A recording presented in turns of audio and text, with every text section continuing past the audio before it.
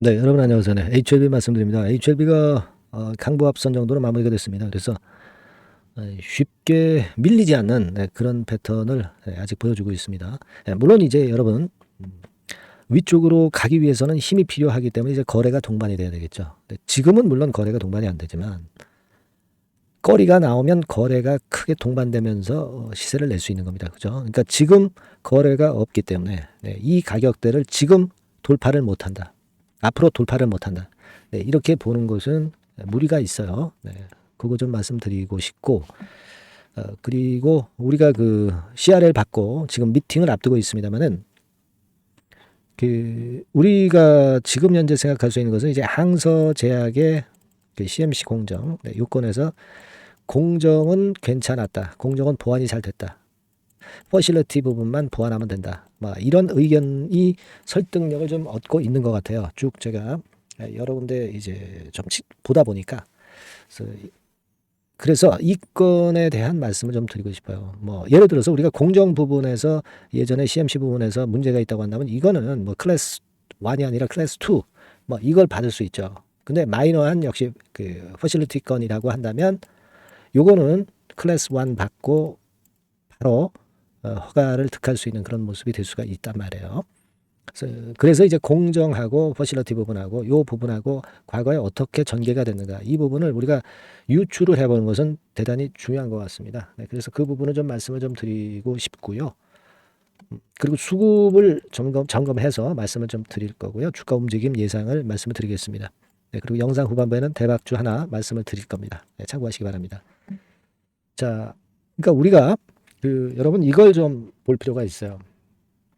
유진투자증권에서 과거에 항서제약의 CMC 관련해서 보고서에 나와 있었던 내용이 있었어요.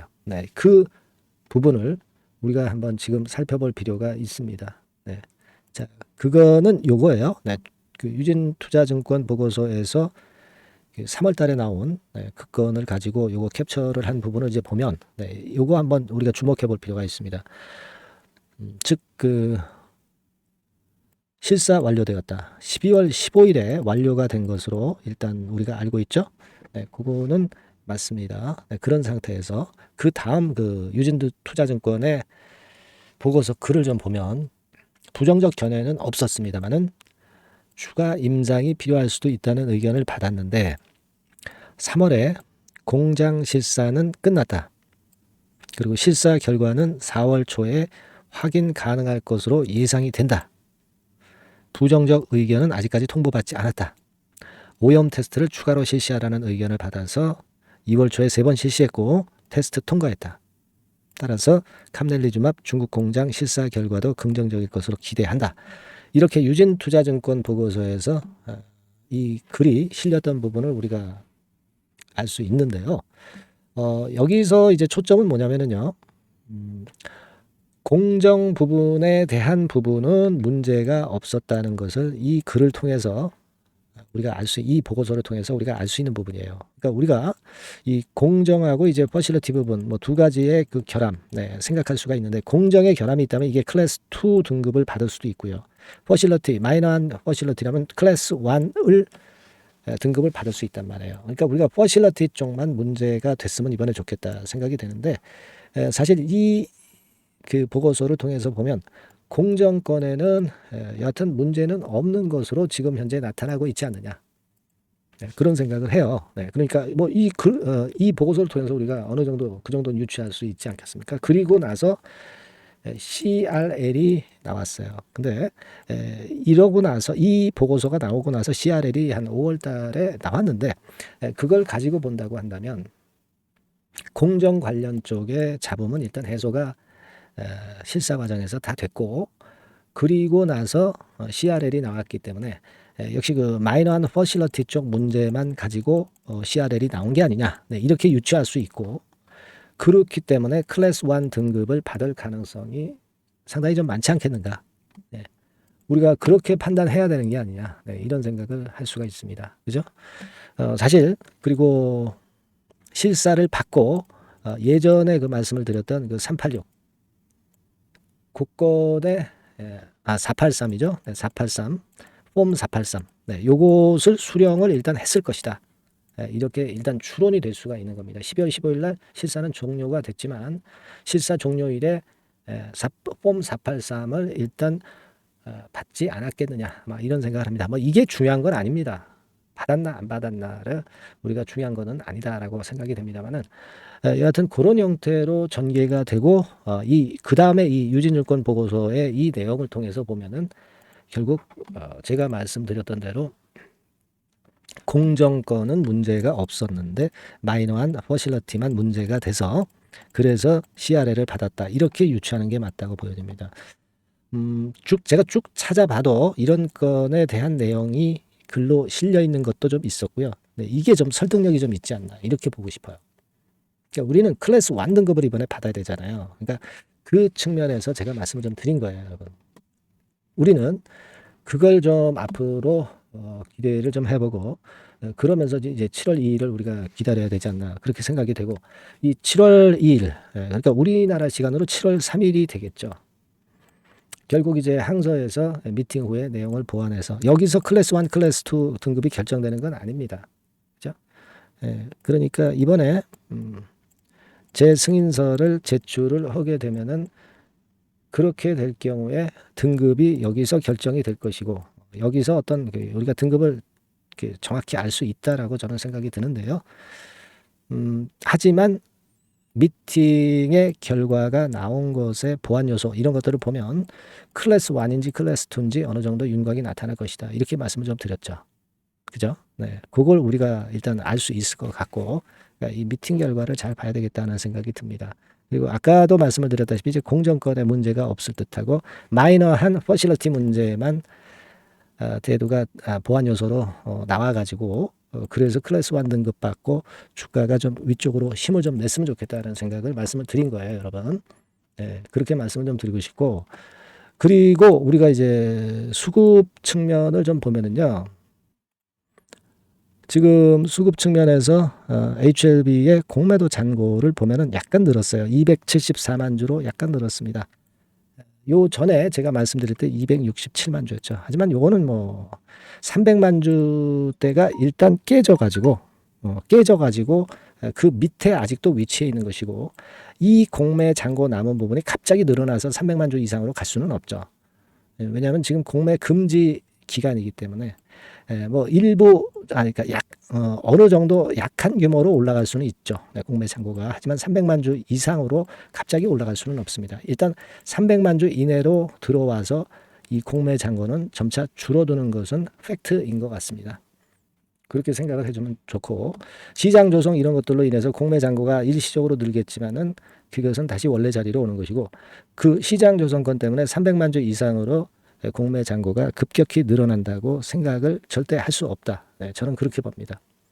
아시겠죠? 뭐 물론 이 공매 잔고가 많을수록 나중에 주가 올라갈 때 쇼카바링으로 작용이 되니까 그게 좋긴 좋아요. 그렇기는 합니다만은 공매 잔고가 늘어난 것에 대해서 이제 부담을 가지시는 분들이 있을까봐 그 말씀을 제가 드리는 겁니다. 네, 그렇게 말씀을 좀 드리고 싶고 그리고 이제 핵심은 말이죠, 여러분. 지금 기관 메인 수급 잔고 수급 상황, 기관 개인 외인들의 수급 상황을 보면 최근에 개인들 파란 선이죠. 네, 개인들이 약간 매수를 하면서 주가를 올릴 것 같지만 올리진 못하고 있고요. 네, 일시적인 정도라고 보여지고 기본적으로는 한 요 정도 라인 때부터는 외인들이 선도를 하는 경향이 아직 주도적이라고 봅니다. 그러니까 아직은 외인들이 주도하고 있다고 보시고 이 외인들 동향을 보는 것이 중요하다고 저는 말씀을 좀 드리고 싶다 이거예요. 그죠? 네, 그걸 말씀을 좀 드리고 싶었고 개인들이 매수가 하루 정도 며칠 전에 이제 들어온 정도 빼고는 강력한 매수가 연속적으로 들어온 적은 없어요. 네, 하기 때문에 우리가 외인의 방향을 보고 주가 궤적을 예상을 하는 것이 좋겠다. 네, 이런 말씀을 다시 한번 드리는 겁니다. 그리고 점차 이제 이 가격대 한 얼마 됩니까? 한 6만 8천 원 정도 됩니까? 네, 이 가격대에 6만 한 7천 원 정도 되겠네요. 6만 7천 원 가격대를 돌파하려는 그런 주가 모습이 나타나고 있음에 일단 긍정적인 생각을 좀 많이 해 주실 필요가 있고 서두에 말씀드렸지만은 거래가 없지 않느냐. 돌파하기 위해서는 거래가 터져야 되는데 거래가 없어. 근데요, 돌파가 되면은 거래가 터지는 겁니다. 아시겠어요? 예. 그러니까 돌파됐을 때는 벌써 거래 터진 것이 증명이 되는 거예요. 그렇기 때문에 지금 거래가 없어서 이 67,000원대 라인을 돌파 못한다. 이렇게 보시지는 마시라는 말씀을 드리고 싶은 거예요. 아시겠죠? 그리고 돌파가 되면은 10만 원 근처까지는 쉽게 간다고 그랬죠. 매물 공백 때문에. 그런 희망 코드를 우리가 충분히 갖고 있어야 되겠다는 얘기예요. 그죠? 예. 그리고 뭐 EIR 뭐 이건 언제든지 뭐 나올 수도 있는 거니까 뭐 지금 안 나온다 해서 이게 안 나오는 것이 주가를 누르지는 않고 있습니다. 그죠? 예. 우리가 일전에 말씀을 제가 드렸잖아요. EIR이 나올 수 있는 날이 지났는데도 주가는 일단 크게 무너지지 않아요. 그럼 EIR에 지금 상관이 없다는 얘기예요.